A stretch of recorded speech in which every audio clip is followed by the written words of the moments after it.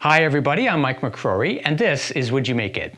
In this video, I'm going to continue making chess pieces from firewood that my client drove up from Alabama to my place several years ago. These logs have sentimental value because they are from walnut and maple trees that his grandmother planted decades ago. I'm going to step up the difficulty a bit and make the rooks and bishops. So, let's get started.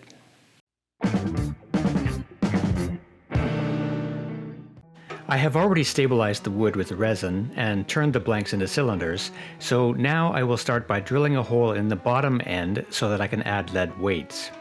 It's easier to drill the holes now than it is to drill them afterwards on the drill press.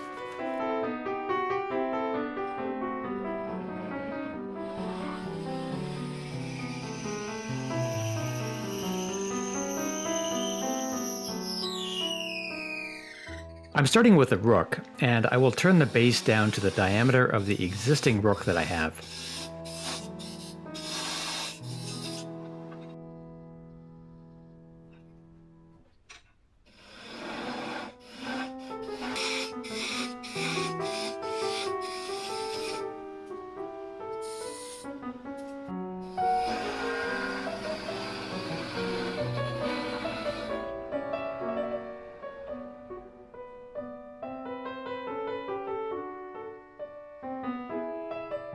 From there, I will mark all the positions where the diameter changes, and then I will rough cut everything to approximate the shape.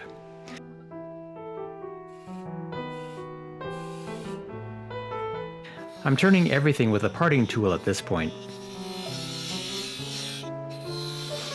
These maple and walnut blanks have quite a story. These are from trees that my client's grandmother had planted. Back in 2020, right in the middle of COVID, my client drove them up from Alabama to my workshop. That's a 12-hour trip one way, and he made it during a major ice storm. I gave him some lunch, and then he turned right around and drove back home. A couple years later, I cut the logs down to help the wood dry a little faster. About a year after that, I stabilized the blanks in resin, and that part was covered in the last video.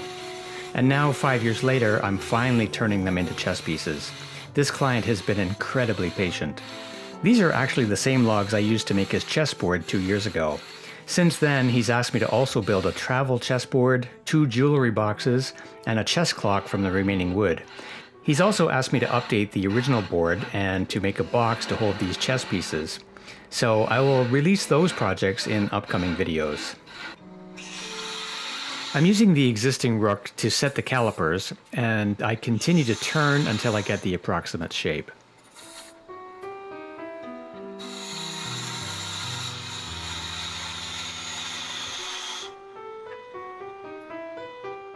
Now I will switch to a spindle gouge to gently taper the middle part of the tower.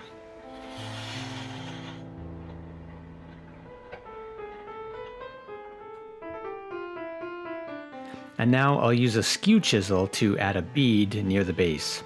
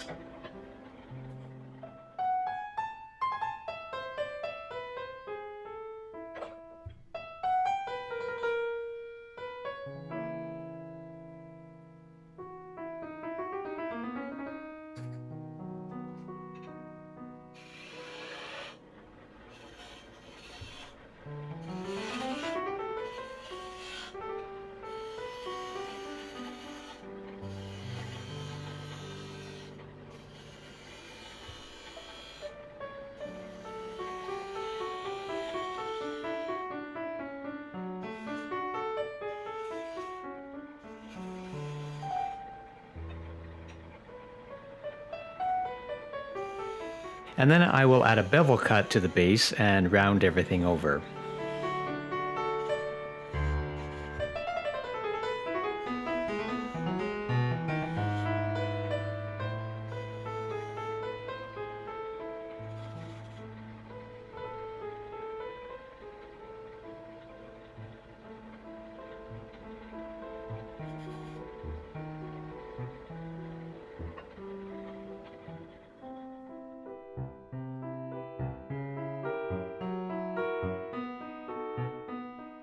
The diameter of the first bead that sits above the base is a little too big, so I will trim it down with the parting tool, and then I will use the skew chisel to round it over again.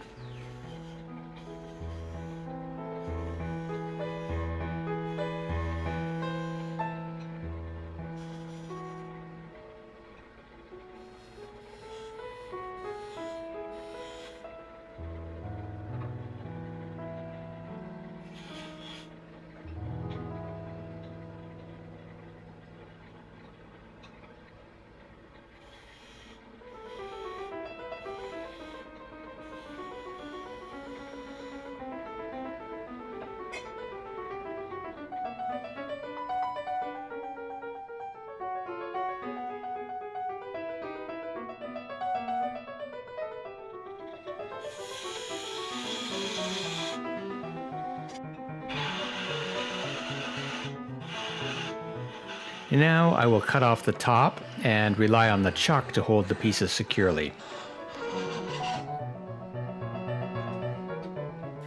I'll sand everything, and then it will be time to carve out the top of the tower. But first I'm going to clean up that thin bead and make it a little more pronounced.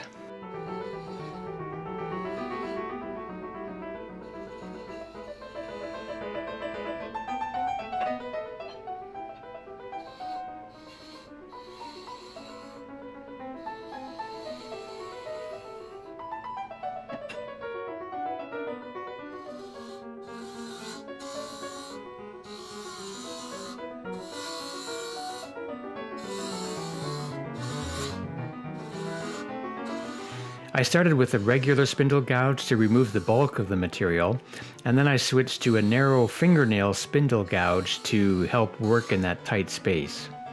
I could have used a parting tool as well.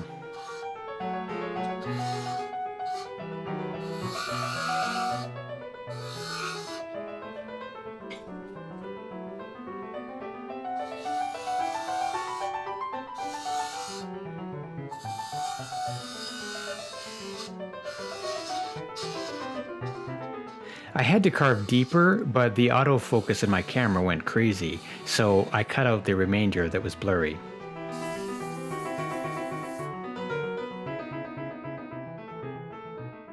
That spalting in the maple is going to look really nice when the finish is applied. And here's one of the walnut rooks as well. Now at the bandsaw, I'll carefully cut off the bottoms.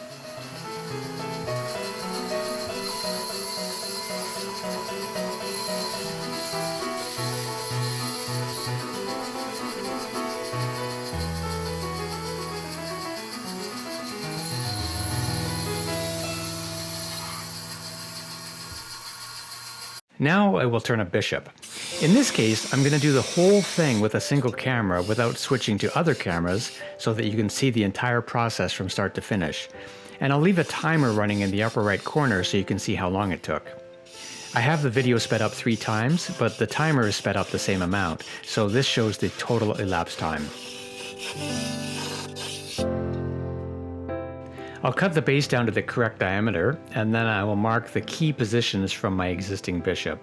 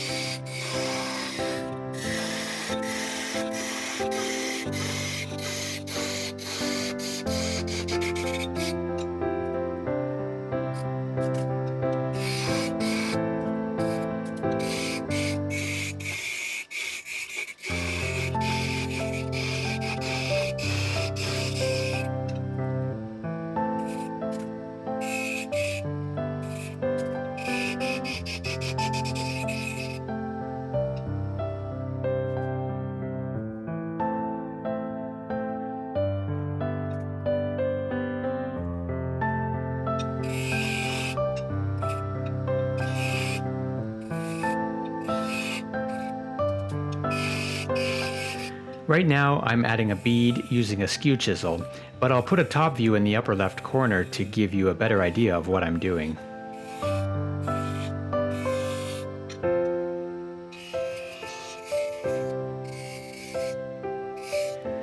There are going to be 3 beads in total.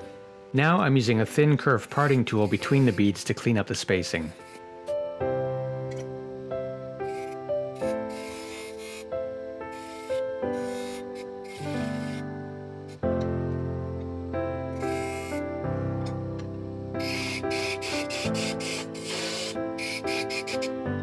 Now I'm rough cutting the diameter of the top part, and then I will round everything with a skew chisel.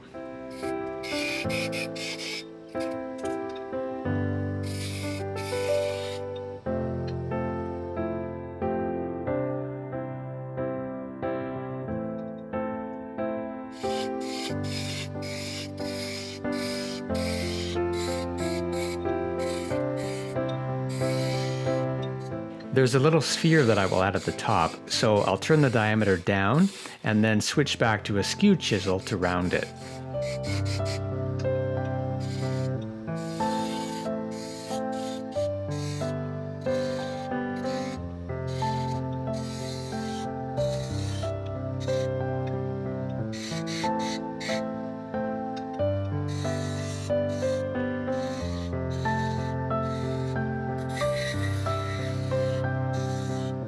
And then I will work on the base while the tailstock is in place to help keep the piece stable.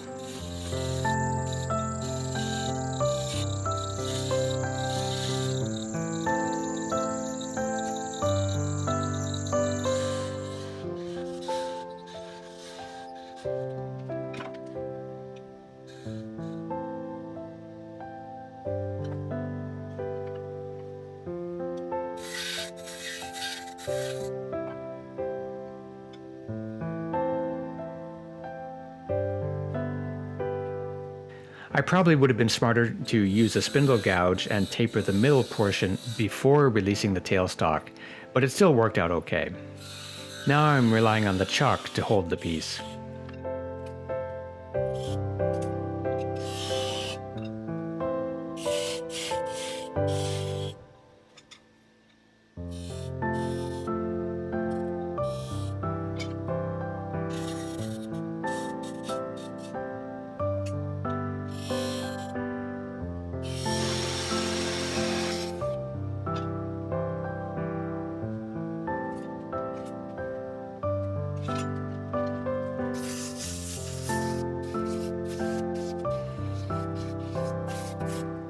A bit of sanding and then a bit of fine tuning with a skew chisel, and then I can head over to the bandsaw.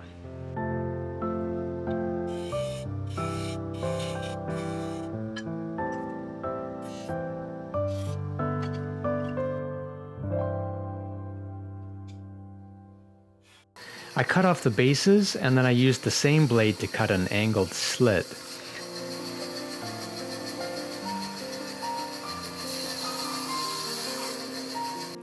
This was a little risky, and I might have been smarter to use a smaller blade with more teeth per inch, but I got lucky and it worked out okay.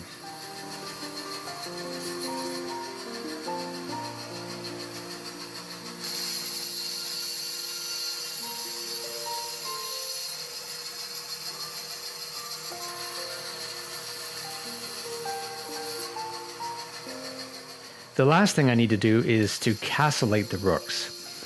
The bandsaw blade is not thick enough for this, and it's risky to attempt to cut slots more than once, so I will head over to the table saw. This doesn't look very safe, but I feel comfortable doing this because the walls of the tower are very thin, so the blade is not applying much force.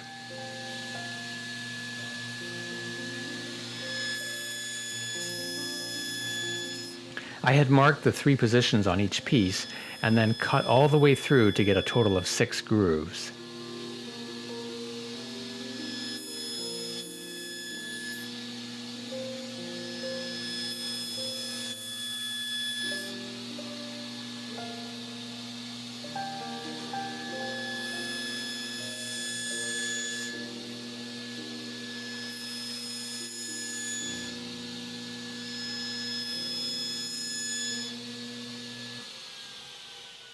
And that's it.